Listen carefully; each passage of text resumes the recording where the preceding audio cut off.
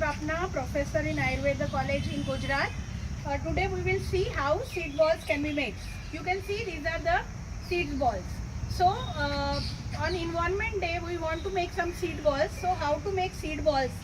We will take some seeds, then we take soil or clay, and we take some compost. The ratio will be 5 times soil, 3 times compost, 2 times water. We will have to mix some water in it so that we can form a paste. Then now how to make it? You can see we can form a ball like structure with this. So we'll put seeds inside it and then we'll make a ball out of it. We should always see, you can see these balls are formed. You should always make sure that the seed should not be visible. It should be properly covered with the soil. So this is how seeds can be prepared. We have some seeds here of jamun, of madhu, and of rakta chandan. So see, this is how we can prepare. Some people, what they do is they will first prepare a ball, then they will make hole inside it, then they will put seeds inside it. This is jamun seeds I am putting. It is better to, you can put one seeds or more than one seed. It is better to put more seeds because then there will be more chances. If one seed doesn't germinate, then other seeds can germinate. So my students were asking me what are the advantages of making this seed balls.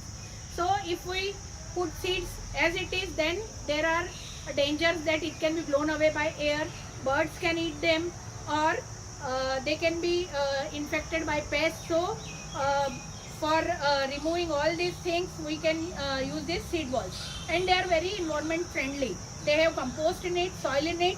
After preparing like this, you have to shade dry them for 24 to 48 hours. Remember, you should shade dry them, not in sun dry, because otherwise germination power can be gone.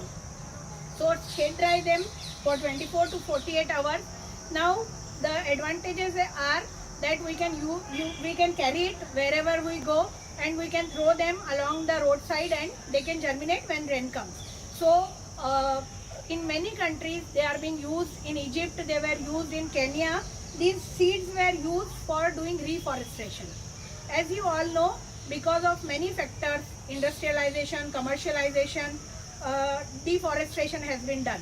So there are some areas which are inaccessible. We cannot go there. So what in some countries they do is they do aerial dispersion, and seed balls are thrown there, and when rain comes then they grow, and a greenery reforestation has been achieved through these seed balls.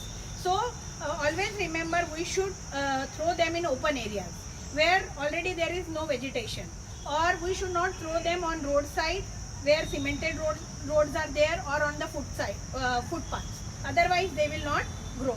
So this is how we can make seed balls, and we can contribute in reforestation and in greenery in our planet. I wish you all a happy World Environment Day once again, and we hope through these seed balls, in this week we prepared 1500 seed balls, and we can contribute to the greenery of nature. Thank you very much. Thank you for watching.